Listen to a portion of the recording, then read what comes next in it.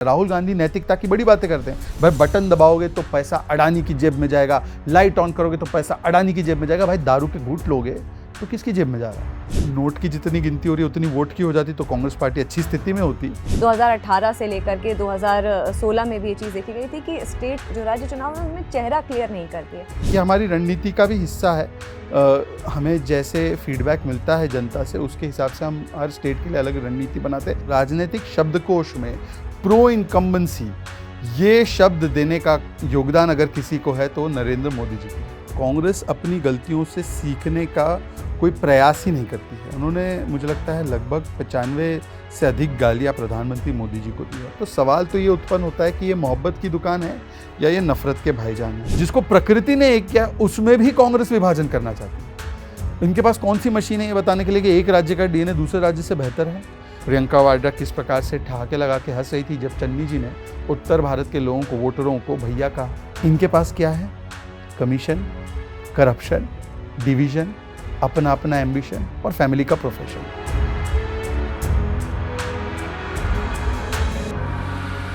नमस्कार, जागरण डायलॉग्स में आप सभी का स्वागत है। मैं हूं स्मृति रस्तोगी और आज हमारे साथ जो खास मेहमान हैं उनका युवाओं और सोशल मीडिया पर अपना एक बहुत ही खास क्रेज़ है। युवा इनसे बहुत कनेक्टेड फील करते हैं। एक बहुत ही मुखर प्रवक्ता हैं भारतीय जनता पार्टी के national spokesperson Shri Shehzad Poonawalla ji, आपका बहुत बहुत स्वागत। धन्यवाद स्मृति जी आमंत्रित करने के लिए इस बहुत ही खास मंच पर।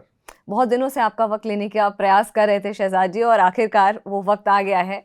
और चुनाव में थोड़ी व्यस्तता थी। बिल्कुल। सबसे पहले आपको बहुत बहुत बधाई हो। 3 राज्यों में जिस तरह से भारतीय जनता पार्टी का परचम आप लोगों ने फहराया है, जनता ने आपको सपोर्ट किया है, पसंद किया है, आपको बहुत बहुत बधाई हो। देखिए, बधाई तो और धन्यवाद तो जनता को देना चाहिए क्योंकि जनता जो है वो मोदी की गारंटी पर विश्वास करती है। और ये मोदी की जो गारंटी है ना, ये क्या है? ये सुशासन की नीति है, ये सरकार की डिलीवरी है, ये संगठन की नड्डा जी की मजबूती है, ये अमित शाह जी की रणनीति है और उसके सामने राहुल जी की नौटंकी है। तो मुझे लगता है कि जनता ने मोदी की गारंटी पर विश्वास जताया है। हम उनका तहे दिल से धन्यवाद करते हैं और जो सेवा करने का मौका मिला है उस पर हम खरे उतरेंगे। जो राहुल की नौटंकी वाले वाक़े पे मैं बाद में आऊँगी। उससे पहले जो 3 राज्यों में जो विजय हुई है, 2024 का जो आगामी लोकसभा चुनाव है, उसको लेकर के कितना बड़ा रिफ्लेक्शन माना जाए? देखिए, मैंने हमेशा से कहा था कि राज्य के चुनाव और राष्ट्र के लिए जो लोकसभा के चुनाव होते हैं उसमें ज़्यादा आप दोनों को कनेक्ट नहीं कर सकते। और ये चुनाव से पहले भी कहा था और ईमानदारी से अब भी कहता हूँ कि इनको और उसको जोड़ने की कोई आवश्यकता नहीं है। हालांकि कुछ ऐसे लोग थे, खासकर कांग्रेस पार्टी की एक बहुत ही प्रखर वक्ता है सुप्रिया श्रीनेत, चुनाव के नतीजों के 5 घंटे पहले वो बोल रही थी छत्तीसगढ़, राजस्थान, मध्य प्रदेश ये सारे 2024 के सेमीफाइनल की तरह होंगे। और फिर चुनाव के नतीजे जैसे आए, 11 बजे जो नतीजे फाइनल होने लगे, तब उन्होंने बोला अब इससे आप इस प्रकार का निष्कर्ष नहीं निकाल सकते। मैं ऐसी हिपोक्रेसी नहीं दिखाता हूँ। मुझे लगता है राज्य के चुनाव, हमारी देश की जनता ने बार बार ये उदाहरण दिया। उड़ीसा का चुनाव देखिए, वो 7 में हुए थे लोकसभा के, उसमें बीजेडी को वोट दिया राज्य में और हमें वोट दिया लोकसभा में। तो लोग बहुत स्मार्टली वोट करते हैं। ये राज्य के चुनाव थे। हाँ, पर एक चीज़ इसमें ज़रूर आप निष्कर्ष निकाल सकते हैं कि जो लोग कह रहे थे ना कि मोदी की ब्रांड वैल्यू ख़त्म हो गई, मोदी की क्रेडिबिलिटी शून्य है। अरे देखिए, आपने कोई लोकल लीडर्स के चेहरे को आगे नहीं रखा, मोदी के चेहरे पर लड़ रहे हैं, ये मोदी के चेहरे का रेफरेंडम है। उनके लिए कम से कम एक सबक है या एक निष्कर्ष है कि मोदी की क्रेडिबिलिटी, चाहे इंटरनेशनल रेटिंग हो जहाँ पर वो 76% अप्रूवल रेटिंग पाते हैं, या जनता का मैंडेट हो कि भरपूर मैंडेट मध्य प्रदेश में 18 वर्ष बाद भी, और राजस्थान में भी जिस प्रकार के नतीजे आए, छत्तीसगढ़ में भी आए, तो मोदी की क्रेडिबिलिटी को अभी तक कोई छू नहीं पाया है। ये उसका एक निष्कर्ष ज़रूर है। परंतु 2024 का तो मुझे लगता है ये चुनाव में जो भी होता उसको आप इससे नहीं जोड़ सकते थे। 2018 में जैसे हम 5 राज्य हारे थे, फिर हमारी सरकार मध्य प्रदेश में बनी थी क्योंकि ज्योतिरादित्य जी वहाँ से बाहर आए थे, परंतु उसके बावजूद भी राजस्थान में हमने स्वीप किया, मध्य प्रदेश में हमने स्वीप किया, छत्तीसगढ़ में स्वीप किया, तेलंगाना में हम 4 सीट जीते। तो मुझे लगता है कि irrespective of what would have happened in the state elections, 2024 is a totally different election. और मुझे लगता है मैं आज भी उस एनालिसिस पर हूँ। पर हाँ, ये हमारे लिए बहुत ही मैं कहूँगा शुभ संकेत है ये हमारे लिए शुभ है। तो ये नतीजों के साथ और भी आत्मविश्वास के साथ और भी कटिबद्धता के साथ हम जनता के बीच में रहेंगे 2024 में भी। शहजाद जी, एक और बहुत अहम सवाल कि ये देखा गया है कि जो चीफ मिनिस्टीरियल फेस है, जो मुख्यमंत्री का चेहरा है, वो बीजेपी की एक स्ट्रैटेजी हमेशा से देखी गई है। 2018 से लेकर के 2016 में भी ये चीज़ देखी गई थी कि स्टेट जो राज्य चुनाव है उनमें चेहरा क्लियर नहीं करती है। और कहीं ना कहीं ऐसा लगता है आपको इस चीज़ में फर्म फेथ, क्योंकि जनता का ये मानना है कि कहीं ना कहीं आपके पार्टी के फेवर में काम करती है, कि जो कोई क्लैरिटी नहीं होती है सीएम का के फेस को नहीं, लेकर। क्लैरिटी बिल्कुल थी, जनता के मन में क्लैरिटी थी कि हम लोग सामूहिक नेतृत्व में चुनाव लड़ रहे हैं और हम कमल के चिन्ह के तहत चुनाव लड़ रहे हैं। और केंद्र में जो मोदी जी ने काम किया है उन राज्यों के लिए, उसको आगे ले जाते हुए, और जो भारतीय जनता पार्टी का एक ट्रैक रिकॉर्ड रहा है उसको लेते हुए हम लोग आगे बढ़ रहे थे। और मुझे लगता है कि ये कोई पहली बार ऐसा हमने नहीं किया है। आप देख सकती हैं कि असम में जब हमारी सरकार सर्बानंद सोनोवाल जी के तहत चल रही थी, उसके बाद जो चुनाव हुए उसमें हमने किसी का चेहरा घोषित नहीं किया था। फिर उसके बाद हेमंत जी को मुख्यमंत्री बनाया गया वहाँ पर विधायकों के द्वारा। उत्तर प्रदेश में भी आपने देखा होगा कि 2017 में योगी जी का नाम नहीं था और उसके बाद विधायकों ने तय किया तो उनका नाम आगे आया और वो मुख्यमंत्री बने। 2022 के चुनाव में ज़रूर हमने योगी जी का चेहरा आगे किया था, पर उत्तराखंड में उसी समय वो चुनाव था, उसमें पुष्कर सिंह धामी का चेहरा उस समय आगे नहीं किया गया था। तो मुझे लगता है कि ये हमारी रणनीति का भी हिस्सा है।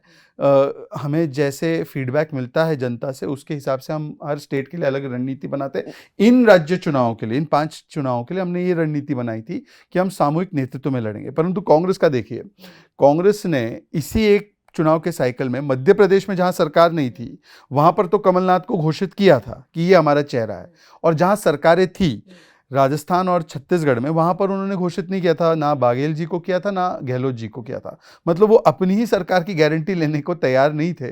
तो मुझे लगता है कि जनता भली भांति जानती थी कि कौन काम के आधार पर आगे बढ़ रहा है और कौन फर्जी वादों के आधार पर बढ़ रहा है। और देखिए, मध्य प्रदेश में 18 वर्ष बाद भी अगर सरकार लौट कर आती है तो राजनीतिक शब्दकोश में, स्मृति जी आप तो कई वर्षों से अब पॉलिटिकल चीज़ों को कवर कर रही है, आपने एंटी इनकम्बेंसी बहुत सुना होगा। कभी आपने प्रो इनकम्बेंसी शब्द सुना था कि राजनीतिक पंडित और विश्लेषक बैठकर एक कमरे में बात करें कि प्रो इनकम्बेंसी भी कुछ होती है, मतलब सरकार लगातार काम के आधार पर फिर से चुन कर आए।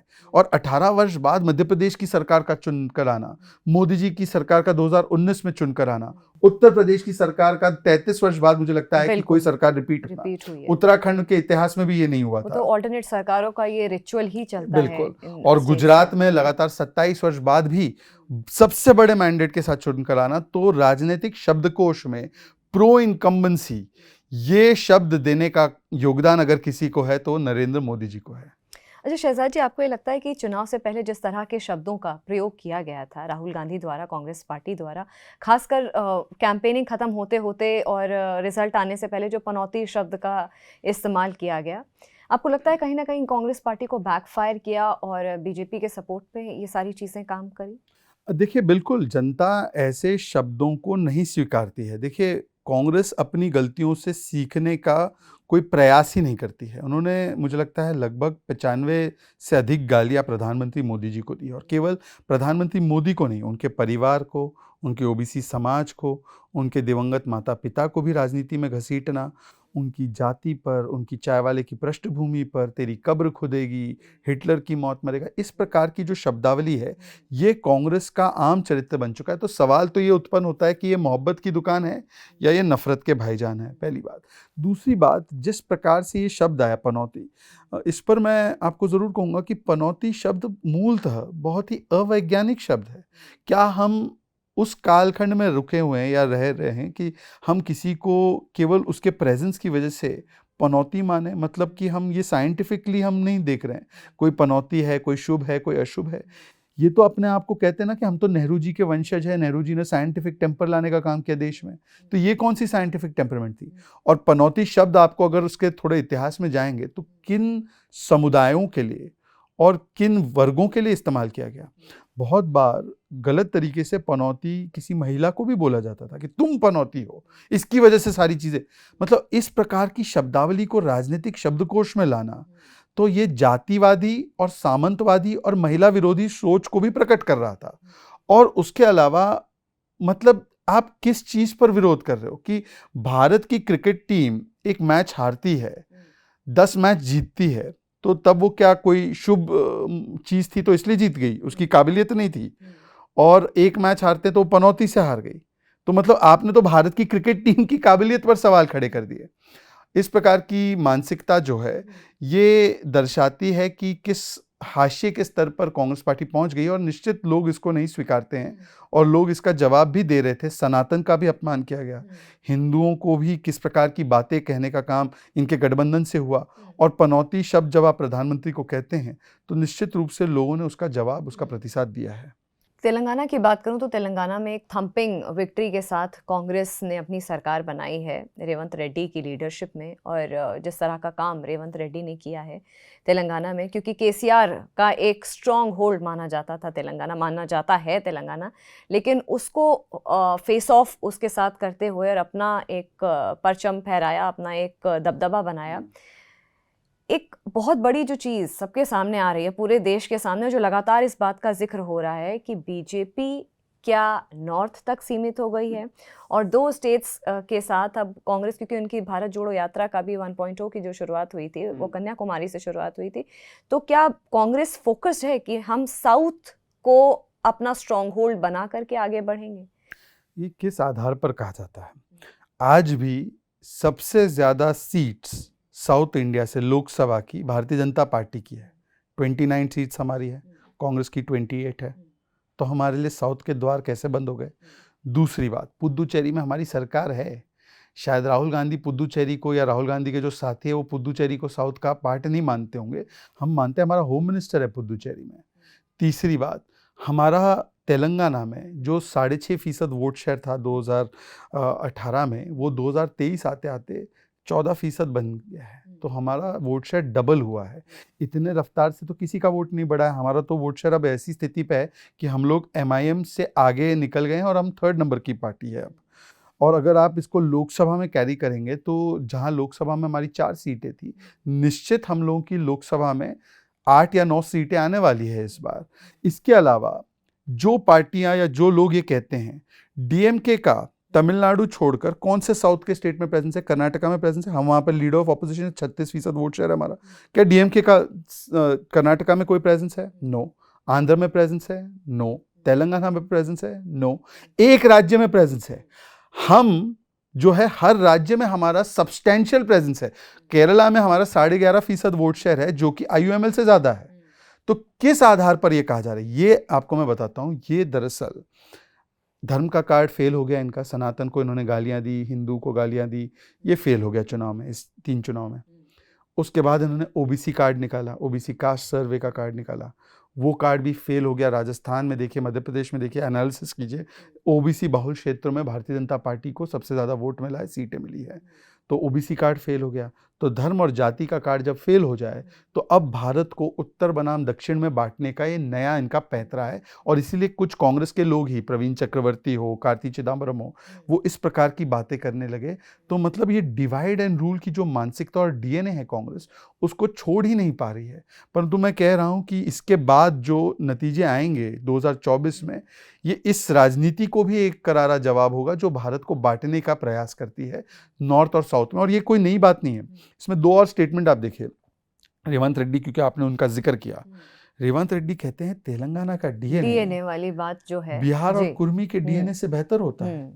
पहले तो देखिए ना, प्रकृति ने जिसको एक बनाया है, हम सभी का DNA, ह्यूमंस का DNA, मानवता का, पूरे मानवता का DNA एक ही है। चिंपैंजी का भी DNA लगभग 98-95% हमारी तरह है। तो जिसको प्रकृति ने एक किया, उसमें भी कांग्रेस विभाजन करना चाहती है। इनके पास कौन सी मशीन है ये बताने के लिए कि एक राज्य का DNA दूसरे राज्य से बेहतर है? दूसरा, बिहार के लोग अगर ऑफिसर बनते हैं या काम करते हैं या कहीं जाकर वो उस प्रदेश में योगदान देते हैं, तो भाई ये तो देश वो है कि सारे प्रदेश के लोग एक दूसरे के प्रदेश में जा सकते हैं। कोई रोक है क्या? कोई वीजा लेकर आना पड़ेगा? कोई 370 लगा हुआ है कहीं प्रदेश में? मतलब आप इस प्रकार की भाषा बोल भी कैसे सकते हो? और ऐसे व्यक्ति को कांग्रेस पार्टी मुख्यमंत्री बनाती है, और इंडी गठबंधन के जो लोग हैं, तेजस्वी यादव जी, लालू जी, नीतीश जी, अखिलेश जी, और मैं इसके अलावा अरविंद केजरीवाल से भी पूछना चाहता हूं, आप बताइए आपका क्या स्टैंड है इस पर।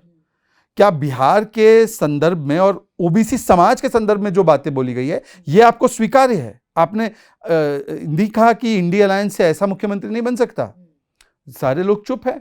और कांग्रेस से तो मैं अपेक्षा नहीं करता हूं, क्योंकि अमेठी का जब चुनाव राहुल गांधी हारे तो उत्तर भारतीय लोगों के लिए उन्होंने क्या शब्द इस्तेमाल किए कि इनको इश्यूज की समझ नहीं है। प्रियंका वाड्रा किस प्रकार से ठहाके लगा के हंस रही थी जब चन्नी जी ने उत्तर भारत के लोगों को, वोटरों को भैया कहा। तो मुझे लगता है कांग्रेस का तो ये इतिहास है ही, परंतु आज इंडी गठबंधन के जो साथी हैं उनको रेवंत रेड्डी पर बताना चाहिए कि किस प्रकार की भाषा उन्होंने बोली और क्या ये स्वीकार्य है उनके लिए। अच्छा, हम क्योंकि इस अलायंस की बात कर रहे हैं, INDI अलायंस की, तो इसमें एक जो सबसे इम्पोर्टेंट बात आती है कि नीतीश कुमार को एक टाइम पे माना जाता था एक बहुत ही कद्दावर नेता हैं, उनको प्रोजेक्ट किया जा रहा था as a prime ministerial candidate. लेकिन आपको क्या लगता है ये जो पूरा जो अलायंस है इसका फ्यूचर कहाँ जाते हुए दिखता है? क्योंकि चाहे मैं अखिलेश की बात कर लूँ, ममता बनर्जी की बात कर लूँ, सेम पेजेस पे ऑपोजिशन नहीं आ पा रहा है। तो ऐसे में आपको क्या लगता है कि आगे का रास्ता ऑपोजिशन का क्या रहे? देखिए, केवल फोटो में दल से दल और हाथ से हाथ मिलाने से दिल से दिल मिले ये ज़रूरी नहीं। और दिल से दिल मिल भी गए तो आपका जो वोट बैंक है वो वोट बैंक से वोट बैंक मिले ये कतई ज़रूरी नहीं है। 2018 में आपको याद है वो तस्वीर, सभी हाथ में हाथ लेकर खड़े थे। 2019 में बुआ बबुआ साथ में भी आए थे, तो क्या उनके साथ आने से कोई अंतर पड़ा? ये इसलिए होता है क्योंकि एक तरफ तो प्रधानमंत्री मोदी है, क्लियर कट बीजेपी का मिशन और विजन है। हम 10वें से 30वें स्थान पर ले जाना चाहते हैं अर्थव्यवस्था को। हम हर गरीब को पक्का आवास देना चाहते हैं, उसके नल से घर में नल से जल पहुंचाना चाहते हैं। हम शौचालय बनाना चाहते हैं। हम 80 करोड़ लोगों को राशन देना चाहते हैं। हम दुगने रेट से इंफ्रास्ट्रक्चर बनाना चाहते हैं। हम विश्व में भारत की ऐसी एक जगह तैयार करना चाहते हैं कि पूरी दुनिया भारत की तरफ देखे, चाहे वो कोविड वैक्सीन हो, चाहे वो अर्थव्यवस्था हो, चाहे वो कोई भी वैश्विक संकट हो। ये हमारा मिशन और विजन है, बहुत क्लियर है देश के प्रति। इनके पास क्या है? कमीशन, करप्शन, डिवीजन, अपना अपना एम्बिशन और फैमिली का प्रोफेशन। इसके अलावा इनके पास क्या है? अब तक जो पटना में मीटिंग हुई उससे लेकर अब तक लोगों नहीं बना पाए, लोगों के लिए क्या करना है वो तय नहीं कर पाए, नेता नहीं तय कर पा रहे हैं, नीति नहीं तय कर पा रहे हैं, नेतृत्व नहीं तय कर पा रहे। एक ही चीज पर कंसेंसस है, एक ही चीज पर कि सनातन को कैसे गाली देनी है, हिंदू को कैसे गाली देनी है। इसलिए उदयनिधि से जो सिलसिला शुरू हुआ उसका तो खंडन किसी ने नहीं किया, पर उदयनिधि के बाद प्रियंक खड़गे के बाद जी परमेश्वर, कांग्रेस के साउथ के कर्नाटका के होम मिनिस्टर, उसके बाद आरजेडी समाजवादी पार्टी, जिस तरीके से उन्होंने रामचरितमानस से लेकर हिंदुओं पर और हिंदू और तिलक पर सवाल उठाए, और राम जी पर भी डीएमके के नेताओं ने कहा कि इनका अस्तित्व नहीं, काल्पनिक है। तो इस प्रकार की लंबी राजनीति जो हिंदू और प्रभु श्री राम को और राम मंदिर को विरोध करने वाली जो राजनीति रही है, उसी पर एक कंसेंसस है और करप्शन पर कंसेंसस है। आप देखिए, करप्शन की बात ही पे मैं आ रही हूँ। धीरज प्रसाद साहू के वहाँ जो इनकम टैक्स रेट पड़ी है, अभी तक जो फिगर आ रही है, अगर मैं गलत नहीं हूँ शहजाद जी, 300 करोड़ रुपए से ज्यादा का कैश। आप एस्टिक्स लगा दीजिए कि काउंटिंग, एंड काउंटिंग है, एस्टिक्स मतलब एंड काउंटिंग। तो ऐसे में, और 14 साल से ये कांग्रेस के राज्यसभा एमपी इस पूरे मुद्दे पे, क्योंकि प्रधानमंत्री ने भी ट्विटर हैंडल पे जा करके इस मुद्दे को हाईलाइट किया, ये जो पूरा मुद्दा है, उनके ट्वीट से आजकल और मेल्टडाउन हो रहा है, उनके इमोजीज देखकर लोग यकीन नहीं कर पा रहे हैं। तो कहा जा रहा है एक फॉल्स नैरेटिव है, कांग्रेस पार्टी बोल रही है पूरा फॉल्स नैरेटिव एक क्रिएट करने की कोशिश करी जा रही है। पैसा तो बरामद हुआ है, फॉल्स नैरेटिव कहाँ से हो गया? पैसा आपकी आंखों के सामने है। अच्छा सोचिए, कैश फॉर क्वेरी या कैश की अलमारी, मतलब 9 अलमारियों में 300 करोड़ रुपए रखे, और वो एसबीआई की बैंक से वो मशीनें मंगवानी पड़ी गिनती की, तो गिनती की मशीनें फूंक गई, 2-3 मशीनें तो जवाब दे गई, तो और मशीनें मंगवानी पड़ी। फिर 150 से ज़्यादा बैग मंगवाने पड़े उस पैसे को रैप करने के लिए, और ये केवल 40% काउंटिंग हुई थी तब तक। अच्छा, नोट की जितनी गिनती हो रही है उतनी वोट की हो जाती तो कांग्रेस पार्टी अच्छी स्थिति में होती। पर ऑन अ सीरियस नोट, ये वो व्यक्ति है धीरज प्रसाद साहू जो उनका एक सांसद है, 2 बार शायद लोकसभा हारा है, फिर भी कांग्रेस ने इतना उदार दिल बताते हुए उन्हें बार बार राज्यसभा भेजा। इनके घर से 300 करोड़ एंड काउंटिंग, अभी पता नहीं वो अंत होते होते 600, 700, 800 करोड़ भी हो सकता है। अगर एक व्यक्ति, एक सांसद के घर से इतना पैसा बरामद हो रहा है, शराब से के धंधे से उनका लेना देना है ओडिशा, झारखंड, इन इलाकों में, तो सोचे कि कांग्रेस ने 50-60 वर्षों में उनके कितने सांसदों ने कितना पैसा कमाकर ऐसे कमरे भर दिए होंगे। और यही तो हम कह रहे हैं ना, मोदी की गारंटी क्या है? मोदी की गारंटी है कि भ्रष्टाचार के माध्यम से कमाया हुआ एक-एक पैसा वो जनता की जेब में फिर से लौटाना है, डालना है, उससे पक्के आवास बनाने हैं, उससे शौचालय बनाने हैं। यही तो मोदी की गारंटी है और इसीलिए तो ये लोग सारे एक साथ आए हैं। अब बताइए, आम आदमी पार्टी जिसका जन्म ज़ीरो टॉलरेंस फॉर करप्शन पे होता, अन्ना की उँगली पकड़कर ये लोग मंच पे बैठा करते थे। पहले इस्तीफा फिर जांच। आज वो स्वयं, उनके कई मंत्री जेल में हैं, तिहाड़ में हैं। वैसे अभी चुनाव में तो नोटा से कम ही वोट मिला है। तिहाड़ में ज़्यादा सीटें हैं उनकी, इन राज्यों में कम है। पर वो लोग भी कुछ नहीं बोल पा रहे इस पूरे प्रकरण पे। और यहां पर तो कैश मिला है। आमतौर पर क्या बोलते हैं, अरे कैश नहीं मिला, अरे क्या एविडेंस है। यहां पर तो 300 करोड़ कैश उसके घर से, उसके ठिकानों से मिला है। उस पर आम आदमी पार्टी कुछ नहीं बोल पा रही, क्योंकि ये मजबूरी है। ये मजबूरी है कि अपने अपने भ्रष्टाचार को बचाना है। राहुल गांधी नैतिकता की बड़ी बातें करते हैं। भाई बटन दबाओगे तो पैसा अडानी की जेब में जाएगा, लाइट ऑन करोगे तो पैसा अडानी की जेब में जाएगा। भाई दारू के घूंट लोगे तो किसकी जेब में जा रहा है? अब बताइए। और ये भारत जोड़ो यात्रा में थे, धीरज प्रसाद साहू की तस्वीरें आप डाल देना उसको, कि वो तो राहुल गांधी के साथ चल रहे थे। तो ये भारत जोड़ो था या ये कैश जोड़ो था?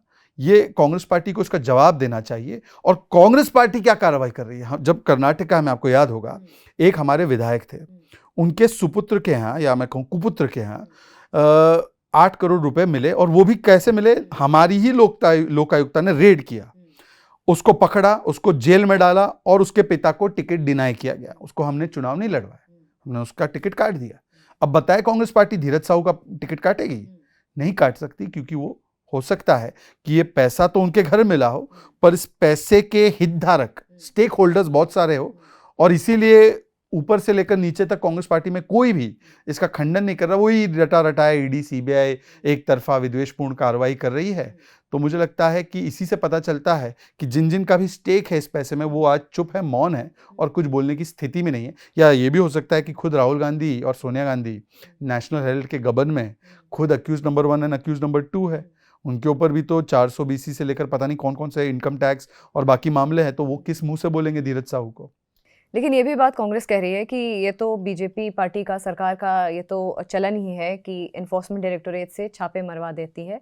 और जब तब हमारे जो लीडर्स हैं उनके घर में छापेमारी हुई है, क्योंकि कभी भी ऐसा होता है कि इलेक्शन मोड से देश निकलने वाला होता है या कुछ होता है, या इनकी खुद की ऐसी सिचुएशन आ जाती है कि चीज़ें सामने ना आए, तो इन्फोर्समेंट डायरेक्टोरेट के छापे पर पड़वाती है। देखिए, यही इन्फोर्समेंट डायरेक्टोरेट ने जब संजय सिंह और मनीष सिसोदिया पर कार्रवाई की, तब कांग्रेस के नेताओं ने प्रेस कॉन्फ्रेंस करके कहा, बिल्कुल सही कार्रवाई है, इस पूरी शराब घोटाले की कार्रवाई हमने पहली शिकायत दर्ज की थी, अब अरविंद केजरीवाल को भी गिरफ्तार करना चाहिए। तो भाई बताइए, ईडी की कार्रवाई उन पर चमत्कार और अपने आप पर गुनहगार, ये कैसे हो जाता है? और आम आदमी पार्टी ने इसी ईडी की कार्रवाई को सराहा था जब ईडी ने छत्तीसगढ़ के शराब घोटाले में, छत्तीसगढ़ में भी शराब घोटाला हुआ था, दोनों पार्टियां कंपीट कर रही थी, मेरा 2000 करोड़ का नहीं, मेरा 2500 करोड़ का। तो जब भूपेश बाघेल की सरकार पर उस समय ईडी की कार्रवाई हुई थी शराब घोटाले को लेकर, तो वहां पर बाकायदा प्रेस कॉन्फ्रेंस करके आम आदमी पार्टी ने कहा था, वेल डन टू ईडी, और ईडी इनको गिरफ्तार करे, इंटेरोगेट राहुल गांधी को भी करे। तो भाई बताइए, अपने केस में तो ये लोग अलग स्टैंड ले लेते हैं और दूसरों के केस में कहते हैं बहुत अच्छी कार्रवाई हुई। और कांग्रेस पार्टी, पहले तो ये जो धीरज साहू पे कार्रवाई हो रही है, ये तो आईटी की कार्रवाई, तो ईडी का तो कोई लेना देना अभी इस स्टेज पे नहीं है। पर मुझे बताइए कि ईडी ईडी ईडी चिल्लाते हैं तो कोर्ट से राहत क्यों नहीं मिलती इनको? सोनिया गांधी पर जो केस, राहुल गांधी पर जो केस शुरू हुआ नेशनल हेराल्ड का, वो ईडी ने नहीं शुरू किया, वो कोर्ट में सुब्रमण्यम स्वामी ने 2012 में एक पिटीशन लगाई थी, उसमें फिर कोर्ट ने केस ऑर्डर किया था, उसमें फिर ईडी साथ में आई और ये लोग सुप्रीम कोर्ट तक, अभिषेक मनु सिंघवी और बाकी बड़े इनके लॉयर्स के साथ गए, ना आईटी का ऑर्डर कैंसिल कर पाए, ना ईडी का ऑर्डर कैंसिल कर पाए, और जो अटैचमेंट्स हुई है ना उसको कैंसिल कर पाए। तो क्या कोर्ट भी विद्वेषपूर्ण कार्रवाई कर रहा है? अब ये रट जो है ना पुराना हो चुका है, लोग भी ऊब चुके। तीनों राज्यों में यही उन्होंने रट लगाई थी कि ईडी हमें प्रताड़ित कर रही है। अच्छा, ईडी का ये लोग कहते हैं, राजस्थान में माइनिंग घोटाले की बात भाजपा या ईडी ने नहीं की थी, वहीं के एक विधायक है भरत सिंह, उनके कांग्रेस के, उन्होंने प्रमोद जैन भाया जो उनके मंत्री थे, सिर मुंडवा लिया था, पत्र लिखा था कि ये माइनिंग मंत्री नहीं, माइनिंग माफिया है। पेपर लीक के मामले में बहुत ही प्रतिभाशाली जिनका बड़ा अपमान किया गया, सचिन पायलट ने पदयात्रा निकाली। उनके साथी विधायक इंद्राज गुर्जर, उनका आज तक बयान है कि पेपर लीक माफिया के लोगों को संरक्षण दिया जा रहा है। सुरेश ढाका जो पेपर लीक माफिया के मास्टरमाइंड थे, उनका संरक्षण करने के लिए सलमान खुर्शीद पैरवी करने गए। बताइए, एसओजी वहां की राजस्थान की पुलिस बोल रही है पकड़ में नहीं आ रहा, वहां पे पैरवी सलमान खुर्शीद कर रहे हैं। और रेड डायरी तो हमने नहीं लाया, राजेंद्र गुड़ा उनके मंत्री, उन्होंने ही लाया। तो इस प्रकार के जो आरोप प्रत्यारोप भी हुए, छत्तीसगढ़ की भी बात कर लीजिए, वहां पर तो गोबर, गोठान और महादेव के नाम पर भी लूटने का काम हुआ। छत्तीसगढ़ में जो भर्ती घोटाला हुआ, उसके ऊपर कोर्ट ने रोक लगाई। ऐसी भर्तियां की गई थी जिसमें कि जो अध्यक्ष है उसी ने अपने इर्द गिर्द के लोगों को, कांग्रेसी के रिश्तेदारों को नौकरियां दे दी या सरकारी नौकरी दे दी।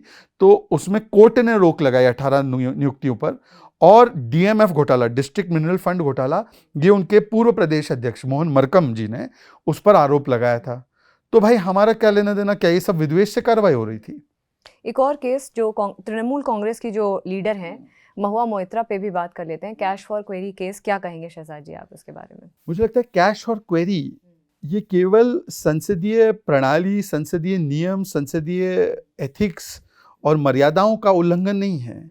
ये केवल प्रथम दृष्टया भ्रष्टाचार का मामला नहीं है, बल्कि ये राष्ट्रीय सुरक्षा से जुड़ा हुआ मामला है। आप कहेंगे कैसे? एक मामूली सा पासवर्ड लॉगिन, उन्होंने स्वयं स्वीकारा है कि मैंने पासवर्ड लॉगिन एक विदेशी धरती पर बैठे हुए बिजनेस इंटरेस्ट को चलाने के लिए दिया। 47 बार वो कभी यूएई से, कभी और कहीं जगह से, अमेरिका से, अलग अलग जगहों से वो एक्सेस हुआ। उसमें मेन बात ये है स्मृति जी कि जो पार्लियामेंट्री लॉगिन और पासवर्ड होता है एक सांसद के पास, एनआईसी में तो आप दस्तखत करके कहते हो कि हम इसको कहीं शेयर नहीं करेंगे।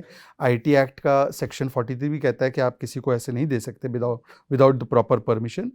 पर इन पोर्टल्स पर केवल क्वेश्चन लोड नहीं होते, जो ड्राफ्ट बिल होते हैं, जैसे बिल पटल पर आने से पहले सर्कुलेट होते हैं सांसदों को, आपको पता होगा, या हार्ड कॉपी होते हैं या तो ऑनलाइन दिया जाता है। तो ये जानकारी केवल उन सांसदों को होती है, ये जानकारी आप और मैं भी नहीं प्राप्त कर सकते। This is not accessible to even people of India.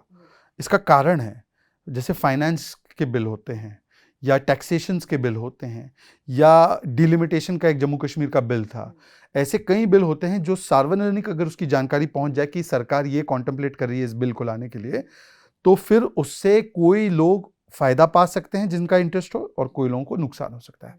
इसीलिए ये एक्सपेक्ट किया जाता है कि सांसदों का विशेष अधिकार है कि उनके पास तो पहुंचे, उनको स्टडी करके चर्चा करनी है, अमेंडमेंट प्रपोज करना है, पर ये और किसी के पास नहीं आ सकता। वो बिल्स अपलोडेड थे और उसका एक्सेस आपने इनको दे दिया, और उनके माध्यम से किनको दे दिया। तो ये तो निश्चित रूप से पार्लियामेंट्री एथिक्स का और राष्ट्रीय सुरक्षा का बहुत बड़ा ब्रीच है। आपने ऐसा एक्सेस दे दिया कि उससे हैकिंग भी हो सकती थी। क्यों हमारे सेंट्रल गवर्नमेंट के लोग हैं, उनका nic.in होता है, उनको जीमेल क्यों नहीं इस्तेमाल करने दिया जाता? वो NIC इसलिए होता है ताकि सिक्योर नेटवर्क रहे। आपने तो नेटवर्क को ही आपने एक प्रकार से हैकिंग के लिए खोल दिया। तो क्या ये पार्लियामेंट्री एथिक्स के खिलाफ नहीं है? और जब कार्रवाई की गई तो उस पर आप हाय तौबा मचाते हैं, और उसमें तो प्रणीत कौर ने वोट किया। प्रणीत कौर भाजपा की सांसद है, तो भाई इतनी विद्वेष की कार्रवाई थी तो प्रणीत कौर ने क्यों वोट किया उनके लिए, खिलाफ, उस रिपोर्ट के लिए वोट किया उन्होंने। शहजाद जी, मोदी मैजिक के बारे में आप बात कर रहे थे। एक चीज़ जो बहुत खास देखी गई है वो ये है कि दूर दराज के इलाके में भी अगर कोई जाए तो भले कुछ वोटर ये जाने ना जाने, आम जनता या मैसेज ये बात जाने ना जाने कि पार्टी का साइन क्या है, लेकिन ये सब जानते हैं कि हम मोदी को वोट देंगे, ईवीएम में मोदी का नाम पे हम अपना वोट दे करके आएंगे। ये मोदी की पॉपुलैरिटी के पीछे क्या राज है? क्योंकि 9.5 साल का इस पूरे कार्यकाल के बारे में मैं बात करूंगी। ऐसी कौन सी पॉलिसीज़ हैं जो कि मोदी मैजिक को डिकोड करने में हमारी मदद कर सकते हैं? और दूसरी बात यह है, महिलाओं का कितना बड़ा समर्थन है, महिलाएं कितनी बड़ी गेम चेंजर हैं प्रधानमंत्री नरेंद्र मोदी के इस पूरे कार्यकाल में, 9.5 साल का जो कार्यकाल है उसमें प्रधानमंत्री के महिलाएं कितना बड़ा गेम? मैं आपके दूसरे सवाल का पहले जवाब देता हूं। मोदी जी, मुझे लगता है कि केवल एक प्रधानमंत्री नहीं है, मुझे लगता है कि महिला सशक्तिकरण के और सामाजिक न्याय के सबसे बड़े योद्धाओं में से एक है। और मैं इसलिए कह रहा हूं, आप कल्पना कीजिए 2014 में पहली बार मोदी जी आते हैं, शपथ लेते हैं, और पहली बार उनकी अगस्त में लाल किले की प्राचीर से पहला संबोधन होता है स्वतंत्रता दिवस पर। किस विषय को उठाते हैं वो? शौचालय। मानसिकता बदलिए, महिलाओं की नहीं, अपने लड़कों की। लड़के बाहर रहते हैं तो कोई सवाल नहीं पूछता, बच्ची बाहर चली गई तो उससे सवाल 10 पूछे जाते हैं, तुमने कपड़े कैसे पहने हैं, तो बाहर क्यों चली गई। लड़कों से कोई नहीं पूछता कि तुमने उस बच्ची को ऐसे नजर से क्यों देखा। ये मानसिकता का बदलाव और केंद्र की सरकार की हर योजना के केंद्र में महिलाओं को लाने का, और आप देखिए बर्थ से लेकर मैं कहूँगा सीनियर सिटीजन तक मैं आपको गिना सकता हूँ। बेटी बचाओ बेटी पढ़ाओ, बर्थ से शुरुआत कि आप बेटी को बचाओ और बेटी को पढ़ाओ। इस कार्यक्रम की वजह से पहली बार महिलाओं की जो संख्या है, जनसंख्या, वो 1012 सेक्स रेशियो, लिंग अनुपात जो है मर्दों के तुलना में, वो पहली बार पॉजिटिव में आई। 1012 फीमेल्स पर 1000 मेल्स हुआ। ये बर्थ से शुरू होता है। फिर बच्ची शिक्षा के लिए जाती है, स्कूल जाती है। सबसे बड़ा कारण ड्रॉप आउट का, और खास करके मुस्लिम बच्चियों में 70% ड्रॉप आउट था, जो आज 30% हुआ है, वो है शिक्षा के स्थान पे कोई शौचालय का न होना, जिसकी वजह से उनके लिए बड़ा discomforting plus unhygienic and demotivating कि मैं कैसे स्कूल जाऊं। तो हर गांव में हर घर तक शौचालय पहुंचाना। उसके बाद आप देखिए कि हमारा अभी भी पुरुष प्रधान देश है, जिसकी वजह से अगर पानी का एक बाल्टी पानी भी चाहिए घर में तो भाई महिला के सिर पे ही डाल दिया जाता है कि तुम जाकर ले आओ। तो तालाब से, कहीं पानी के स्रोत से, कहीं टैंक से लाना है तो महिला को 2-3-4 घंटे अपने बर्बाद करके 2-3 बाल्टी पानी लाना है। फिजिकली भी वो टैक्सिंग था और टाइम भी उसका वेस्ट हो रहा था उसमें। नल से जल की योजना, जिससे कि 3.5 करोड़ आवास में ही पहुंचे थे नल से जल, मैं ग्रामीण आवास की बात कर रहा हूँ। आज 16 करोड़ ग्रामीण आवासों में से लगभग 12 करोड़ तक नल से जल पहुंचा है, तो 2 घंटे बचते हैं। तो मेरी देश की बहनें, मेरे देश की महिलाएं अपने आप को शिक्षित कर रही है। उनके लिए स्कॉलरशिप की स्कीम्स स्कूल में, कॉलेज में, उनको प्रोत्साहन, अलग अलग स्टेट्स की योजनाएं भी है इसमें, लाडली लक्ष्मी से लेकर लाडली बहना तक, कि आप पढ़ेंगी तो आपको हम स्कूटी देंगे। अगर आप मेधावी छात्र हैं, 12वीं पास करती हैं, तो आपको हायर एजुकेशन में जाने के लिए हम आपको और भी असिस्टेंस देंगे। तो ये सारी स्कीम्स की वो हायर एजुकेशन अटेन करे। हायर एजुकेशन अटेन करने के बाद या तो वो एंटरप्रेन्योर बनेगी तो हम आपको मुद्रा लोन योजना देंगे। जनधन में और मुद्रा में सबसे ज़्यादा अकाउंट किसी के खुले तो महिलाओं के 70%, और उनको सबसे ज़्यादा लाभ मिला है इन योजनाओं का, लोन लेने की योजना का।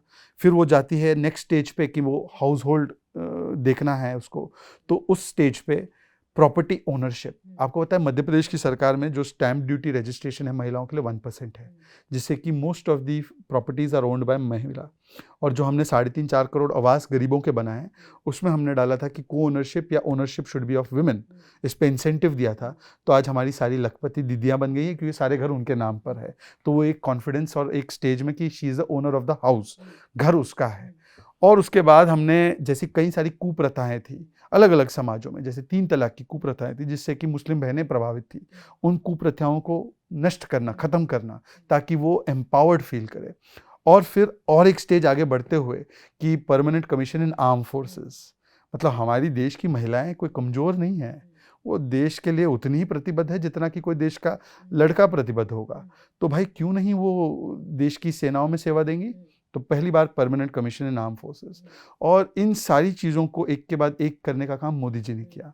और निश्चित रूप से इसलिए जब चुनाव आते हैं तो उनको पता है कि मोदी जी उनके भाई हैं, और वो भाई को वो अपना जो रक्षाबंधन का एक उनका नाता है तो वो पूरा करती है। महिलाएं हमारे केंद्र बिंदु में हैं, और हमारी सोच के भी, हम लोगों ने अभी नारी शक्ति वंदन अधिनियम पारित किया, वो लास्ट स्टेज आप कह सकते हैं कि जहां पर हम चाहते हैं कि महिलाओं को उनका संवैधानिक अधिकार सर्वोच्च लोकतांत्रिक मंदिर में मिले, और वो भी उनको आज मिलने जा रहा है। वो संसद में चुनकर आएंगी, बड़े पैमाने में नीतियां निर्धारित करेंगी, देश की तकदीर को संवारेंगी। तो मुझे लगता है कि इस प्रकार से बच्ची के स्टेज से लेकर एक सांसद और एक महिला के स्टेज तक हर जगह पर केंद्र सरकार की योजनाओं ने उनकी चिंता की है। ये मोदी जी की ही सोच हो सकती है, और मुझे लगता है इसके पीछे कारण है। मोदी जी का बड़ा प्रभाव उनकी माता जी का रहा है उनकी ज़िंदगी में। वो हमेशा जिक्र भी करते, बात भी करते हैं, और जब तक वो थी तब तक वो किस प्रकार का उनका सुंदर रिश्ता था वो भी हम बार बार देखते थे। तो मुझे लगता है कि जब एक व्यक्ति एक सिंगल मदर से रेज होता है, तो मुझे लगता है उसके मन में वो हमेशा एक टीस या पीड़ा होती है कि मैंने जिस स्थिति में अपनी माँ को देखा है, कोई और माँ, बहनें, बेटियाँ इस स्थिति में ना मैं देखूं, इसलिए वो लगातार उनके प्रति काम करते हैं। जहाँ तक आपका पहला सवाल था, मोदी मैजिक देखिए इस प्रकार से है कि लोकतांत्रिक इतिहास में पूरी दुनिया के इतने लंबे समय तक जिस प्रधानमंत्री ने सेवाएं दी हो या कोई राष्ट्रीय अध्यक्ष ने सेवाएं दी हो और उसकी इतनी अच्छी अप्रूवल रेटिंग 75-76%, और केवल आज के दिन में नहीं, जब कोविड का सबसे मुझे लगता है संकटपूर्ण समय था उस समय पर भी रहे 65-70% के ऊपर अप्रूवल रेटिंग रहे। मुझे लगता है कि हमने ये लोकतांत्रिक इतिहास में कहीं पर भी नहीं देखा है। और अमेरिका के कई राष्ट्रपति पॉपुलर हुए हैं पर इतनी पॉपुलैरिटी, और इसके पीछे मोदी की गारंटी के पीछे या मोदी के मैजिक के पीछे एक बात है कि वो राष्ट्रहित को हमेशा प्रथम रखते हैं। मैं इसका आपको उदाहरण देता हूँ। जब हमारी 3 दिसंबर को जीत हुई तो वो केंद्रीय कार्यालय आए कार्यकर्ताओं को संबोधित करने के लिए। हमें लगा कि हमें 2024 की कोई बातें बताएंगे और बोलेंगे कि अब 2024 के लिए लग जाओ। मोदी जी पता है क्या बोलते हैं हमसे? मैं आपसे एक चीज़ मांगना चाहता हूँ। हम सारे शायद कि 2024 के लिए कुछ मांगेंगे कि और कर्मठता से काम करना है। मोदी जी कहते हैं कि आज ही मैंने एक बैठक ली है, साइक्लोन मिचोंग आया है और इस साइक्लोन मिचोंग से हमारे पूर्वी तट के जो प्रदेश है वो प्रभावित हो रहे हैं, खास करके दक्षिण तमिलनाडु और आंध्र। उसमें हमारे सारे कार्यकर्ता बाकी सारे कामों को छोड़कर पहले उस पर लग जाए और उसमें लोगों की मदद करें। और इसलिए आप देख रहे होंगे अन्नामलाई जी और हमारे आंध्र के जो भी कार्यकर्ता है वो सारे लोग उसमें लगे हुए हैं। तो ये उनकी सोच है कि राष्ट्रनीति प्रथम, राजनीति बाद में। और मुझे लगता है जनता इससे कनेक्ट करती है। जनता समझती है कि ये व्यक्ति जो है ये केवल एक राजनेता नहीं, ये राष्ट्र नेता है, और इसीलिए लोग जो है उन पर वो भरोसा जताते हैं। दूसरा उदाहरण मैं आपको दे सकता हूँ कि छोटी सी छोटी बातें। अब बताइए, पहले हम लोगों को अटेस्ट कराने के लिए नोटरी के पास जाना पड़ता था। मेरे लिए सबसे बड़ी जो आम आदमी के संकट होती है, चुनौतियां होती है ना, हम लोग कई बार जो है बड़े बड़े आंकड़ों में उसको भूल जाते हैं। उसके लिए सबसे बड़ी चुनौती ये होती थी, यार नोटरी से टेस्ट, मेरा सर्टिफिकेट है पर मुझे नोटरी का ठप्पा लगाना है।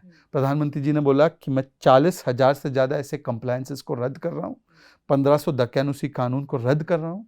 Ease of business and ease of living का एक पैमाना ये है, आपका डॉक्यूमेंट है, आप सेल्फ अटेस्ट करके दे दीजिए। हमको अपने नागरिकों पे भरोसा है, हमें नोटरी नहीं चाहिए। हम आपके ऊपर भरोसा करते कि आप अगर कोई डॉक्यूमेंट सबमिट करते हो तो वो सही कर रहे हो, उसको अटेस्ट करके दे दीजिए।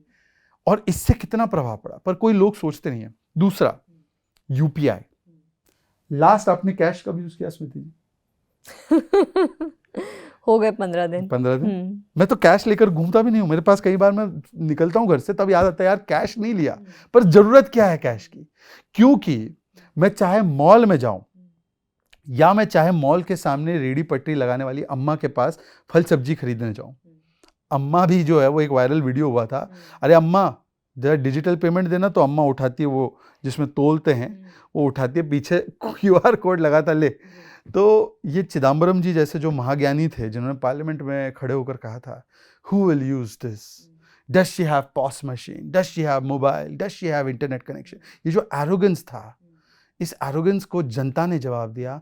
आज भारत में जब हम बात कर रहे हैं, प्रति महीने 1000 करोड़ से ज्यादा वॉल्यूम ऑफ ट्रांजैक्शन बोल रहा हूँ मैं, आपको ट्रांजैक्शन की वैल्यू नहीं बता रहा हूँ, वॉल्यूम बता रहा हूँ। 1000 crore transactions of UPI are taking place, which means about 10 billion या 11 billion transactions per year are taking place. 11,000 crore transactions, 12,000 crore transactions are taking place per year. इतना transactions हो रहे हैं। हम 40% डिजिटल पेमेंट जो पूरी दुनिया में होता है वो रियल टाइम आज भारत में हो रहा है, और पूरा डिजिटल सेतु मोदी जी ने खड़ा कर दिया। कुछ गांवों तक इंटरनेट और वाईफाई पहुंचा हुआ था, आज 6 लाख किलोमीटर का ब्रॉडबैंड कनेक्टिविटी गांव-गांव तक पहुंच चुका है। आज इंटरनेट के रेट्स जो 300 रुपये प्रति जीबी होते थे, आज 9-8 रुपये प्रति जीबी हो गए हैं, मतलब 90% गिरावट आई है।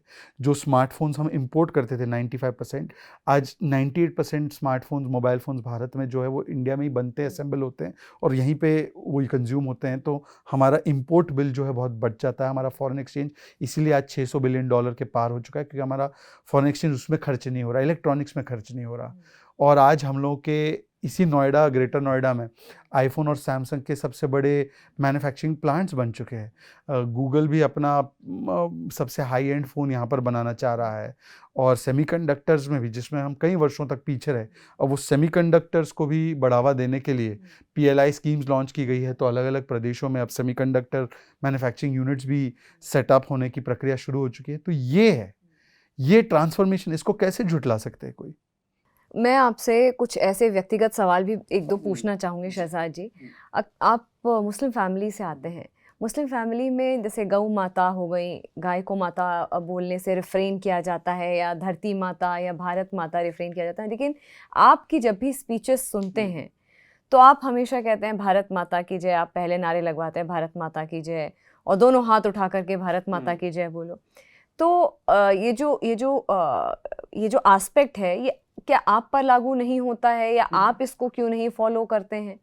देखिए, ऐसा है कि कुछ लोग जो इस भारत माता की जय के नारे को भी अगर धर्म और वोट बैंक के चश्मे से देखते हैं, इससे दुर्भाग्यपूर्ण बात नहीं हो सकती।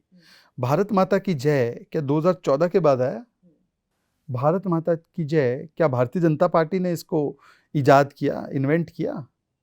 भारत माता की जय का नारा, अगर मेरी जानकारी सही हो, तो सबसे पहले 1873 में एक राष्ट्रवादी नाटक हुआ था, राष्ट्रवादी नाट्य एक प्ले हुआ था, जिसमें ये नारा लगाया गया था 1857 की पहली आज़ादी के आंदोलन के बाद। उसके बाद एक राष्ट्रवाद का एक माहौल था, उसमें वो यूज़ हुआ था। और उस समय पर, उसके बाद जो स्वतंत्रता सेनानी थे हमारे, उन सभी लोगों ने इस नारे को अपनाया था। भारत माता की जय, इनकलाब जिंदाबाद, जय हिंद, ये राष्ट्र के नारे हैं। ये हिंदू मुस्लिम सब एक साथ मिलकर लगाते थे। तो 1947 तक तो कोई बीजेपी का ऐसे पार्टी तो नहीं था ना, कोई गठन। हमारे लोग अलग अलग तरीके से काम कर रहे थे आज़ादी के लिए, पर वहाँ पर बीजेपी तो ने उसको नहीं किया। तो जब ये नारा देश का है, ये नारा स्वतंत्रता का है, ये नारा राष्ट्रीय एकता का है, तो 2014 के बाद ये कह देना कि मेरी गर्दन पर चाकू भी रख दिया जाएगा तो मैं नारा नहीं बोलूंगा, भाई क्यों? मादरे वतन जिंदाबाद तो बोलते हैं ना लोग। ये क्या है? वंदे मातरम, मादरे वतन जिंदाबाद, उन दोनों में अंतर क्या है? और इस्लाम में तो मान्यता है कि माँ के पैरों तले ही जन्नत है। अब भारत को आप अपनी माँ नहीं मानते, इसमें अन इस्लामिक क्या है? मुझे समझ में नहीं आता। अगर मैं अपनी माँ के पैरों तले जमीन में जन्नत खोजूं, या भारत को अपनी माँ समझते हुए उसकी जमीन में जन्नत खोजूं, तो ये दोनों ही तो एक ही है। तो इसमें अन इस्लामिक क्या है? और मुझे नहीं लगता कि किसी भी मुसलमान को कोई प्रॉब्लम भी है। अरे भाई, सबसे ज्यादा गाना अगर स्टेडियम में कोई बजता है तो वो तो ए.आर. रहमान का रेंडिशन बजता है ना, वंदे मातरम। उन्होंने वंदे मातरम जो बनाया है गाना, उसको कंपोज किया है, वही तो बजता है। तो ए.आर. रहमान मुस्लिम नहीं है क्या? उस्ताद बिस्मिल्लाह खान मुस्लिम नहीं थे क्या? वीर अब्दुल हामिद मुस्लिम नहीं है क्या? इनकी प्रॉब्लम ये है कि ये मुसलमान केवल औरंगजेब में ढूंढते हैं। इनकी समस्या ये है कि इनको मुसलमान केवल बाबर में नजर आता है। हम ये कहते हैं कि मुसलमान हो या हिंदू हो, हमारे आदर्श तो प्रभु श्री राम है। वो हमारे सांस्कृतिक आदर्श है, वो हमारे देश के आदर्श है। औरंगजेब थोड़ी इस देश का आदर्श है भाई। प्रभु श्री राम के परिवार की जो संस्कृति है, वही तो हमारे परिवारों की संस्कृति है, जहां पर एक भाई दूसरे भाई के बन में जाने पर खड़ाऊ रखकर राज करता है कि भाई मेरे भाई के खड़ाऊ पर, जैसे सुधांशु जी बताते हैं। और दूसरी जो संस्कृति है वो ये है कि औरंगजेब अपने बाप को जेल में डालता है, और उतने से संतुष्टि नहीं मिलती तो अपने भाई दारा शिकों के सर को कलम करके थाली में सजाकर ले जाता है कि ये लो, तुम्हारे बेटे को मैंने ख़त्म करके मैं उसके सिर को आपके पास पेश कर रहा हूँ। तो हमारी संस्कृति कौन सी है? हमारी संस्कृति तो प्रभु श्री राम की संस्कृति है। तो राम कृष्ण ये भारत के सांस्कृतिक आदर्श है। भारत माता की जय ये हमारे राष्ट्रीय नारा है। ये कोई एक धर्म का नारा नहीं है। और जो उसको धार्मिक चश्मा लगाते हैं उनको अपनी राजनीति का अध्ययन करना चाहिए, परंतु जिनकी राजनीतिक विरासत ही निजामों की रही हो, जिनकी राजनीतिक विरासत रजाकारों की रही हो, वो निश्चित रूप से इसका विरोध करेंगे। आने वाले टाइम में शहजाद जी आपको किस रोल में देख सकते हैं भारतीय जनता पार्टी में?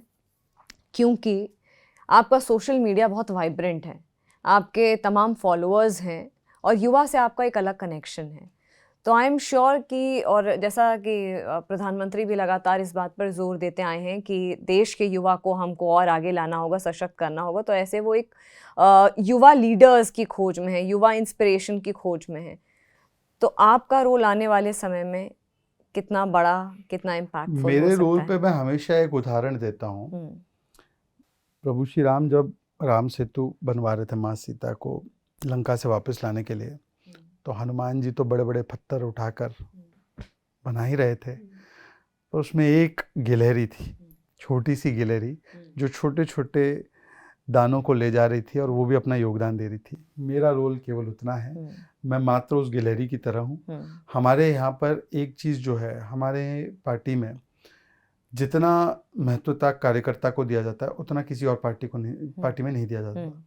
मैंने ये देखा है कि छोटे से छोटे कार्यकर्ता को जब अध्यक्ष जी आते हैं, राष्ट्रीय अध्यक्ष जी, वो मैं उनको हमेशा कहता हूँ he is a party workers president. मैंने देखा है व्यक्तिगत रूप से कोई दूर दराज का कार्यकर्ता किसी पार्टी कार्यालय के कोने में खड़ा होगा, अध्यक्ष जी अंदर आ रहे हैं, उनकी कोने से उन्होंने देख लिया कि अरे वो कार्यकर्ता बुलाते हैं, हाथ में गला में हाथ डाल के चलते हुए चलते हैं, बात करते हैं, और इस प्रकार के हमारे अध्यक्ष होते हैं।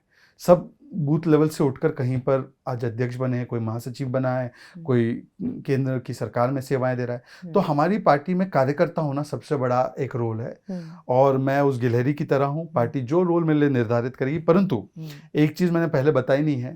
देखिए, मेरा लक्ष्य एक ही है कि 2024 में प्रधानमंत्री मोदी जी की प्रचंड बहुमत से सरकार बने। उसके लिए हमको अभी सबसे ज़्यादा मेहनत करनी है। और हालांकि कई सारे लोग कहते हैं इट्स डन डील वगैरह, मैं राजनीति में कोई डील को डन डील नहीं मानता, और इस प्रकार का अहंकारी भाव रखने वाले लोगों को जनता सबक सिखाती है। तो इसलिए हम लोग का तो ये सोचना होता है कि जनता के पास फिर से एक बार जाएंगे और 2024 में क्यों मोदी जी को सेवा का अवसर देना है वो फिर से हम उनको बताएंगे और उनसे समर्थन प्राप्त करेंगे। पर मेरा मन कभी कभी करता है कि 2024 के बाद सक्रिय राजनीति के अलावा भी कुछ चीज़ें सामाजिक क्षेत्र में की जाए। तो हो सकता है कि मैं राजनीतिक क्षेत्र में एक्टिव भी ना रहूं। मुझे लगता है कि पार्टी में बहुत सारे युवा लोग भी हैं। मैं, हालांकि मेरी ज़्यादा उम्र नहीं है, मैं 36 वर्ष का ही हूं, पर मुझे लगता है कि पार्टी में ये सतत प्रक्रिया शुरू रहनी चाहिए जहां पर नए लोग आए, नए लोगों को अवसर मिले। तो हो सकता है कि इन चुनाव में प्रधानमंत्री मोदी जी को शानदार और प्रचंड जीत जताने के बाद हो सकता है कि सामाजिक क्षेत्र में और आध्यात्मिक क्षेत्र में ज़्यादा मैं फोकस करूं, ना कि राजनीतिक क्षेत्र में। मतलब मुझे लगता है कि शहजाद जी, आपके जो फैंस हैं और आपके जो फॉलोअर्स हैं वो आपको राजनीति में भी उतना ही सक्रिय देखना चाहेंगे। मेरे लिए ये, क्योंकि लोगों के लिए, कई लोगों के लिए होता है, एम्बिशन होता है कि मुझे मंत्री बनना है, MP बनना है, MLA बनना है, काउंसलर बनना है, कुछ बनना है। ये मेरे मन में कभी कभी था ही नहीं। मैं जहाँ से आया हूँ और जहाँ पर मुझे भारतीय जनता पार्टी ने आज बैठाया है, ये मेरे लिए अकल्पनीय है। ये मेरे लिए इटसेल्फ सबसे बड़ा रिवॉर्ड है कि लोग मुझे पूछते हैं राष्ट्रीय प्रवक्ता तो बन गया, आगे क्या होगा, आगे कुछ मिलेगा? मैंने बोला भाई, जो मुझे चाहिए था वो ही मुझे पहले गो में मिल गया। मतलब मेरा इतना अच्छा नसीब है कि भाई आपने एक वैसे व्यक्ति को, जो भाजपा को कहा जाता है मुस्लिम विरोधी, सोचिए कि पहली दिन पे मैंने पार्टी ज्वाइन की, मुझे राष्ट्रीय प्रवक्ता बना दिया इतनी कम उम्र में। किसी और के साथ नहीं हुआ भाजपा के इतिहास में। दुनिया की सबसे बड़ी पार्टी का और सत्ताधारी पार्टी का इतना विजिबल प्रवक्ता मैं बना। मोदी जी की बातों को आगे ले जाने का अवसर मुझे मिला, उनकी सरकार के कामों को गिनाने का अवसर मिला। इससे ज़्यादा किसी को क्या मिल सकता है? तो मुझे लगता है मुझे तो जो हासिल करना था राजनीतिक क्षेत्र में वो तो मैं ऑलरेडी पा चुका हूँ। अब मेरे पास केवल एक ही काम है कि मोदी जी को किस प्रकार से बहुत बड़े प्रचंड बहुमत से जिताना है। क्योंकि ये चुनाव जो है ये केवल हमारे एक बीजेपी को जिताने का चुनाव नहीं है, ये मैं कहता हूँ ये वॉर ऑफ सिविलाइजेशन है। ये आज जिस प्रकार से सनातन और हिंदू पे हमला किया जा रहा है, पूरी दुनिया में सनातन का डंका बजता है। चंद्रयान 3 के माध्यम से अब शिव शक्ति पॉइंट चांद पर पहुंच गया है। ऋषि सुनक, नाम में भी ऋषि और उसके स्लोगन में भी जय सिया राम आता है। पूरी दुनिया में सनातन का डंका बजता है। तो भारत की संस्कृति, भारत की विरासत को और भारत की इतने गौरवशाली इतिहास को नकारने का काम कुछ जो ताकतें कर रही हैं, उनको मुंह तोड़ जवाब देने का समय है। तो मुझे लगता है कि ये मेरा केवल एक लक्ष्य है। उसके बाद तो मुझे लगता है कि सक्रिय राजनीति के अलावा भी बहुत चीज़ें हैं। बिल्कुल, ये तो ख़ैर मुझे लगता है शहज़ाद जी वक़्त भी काफ़ी कुछ बताएगा, 2024 अभी आने देते हैं। लेकिन आपको बहुत-बहुत शुभकामनाएँ धन्यवाद स्मृति और जी। बहुत-बहुत धन्यवाद आपने जागरण डायलॉग्स को अपना कीमती वक़्त आपका दिया। धन्यवाद करना चाहूँगा कि आपने मुझे इस लायक समझा। अरे! बहुत-बहुत धन्यवाद शहज़ाद जी और इसी के साथ जागरण डायलॉग्स में इतना ही। मुझे दीजिए इजाज़त। नमस्कार।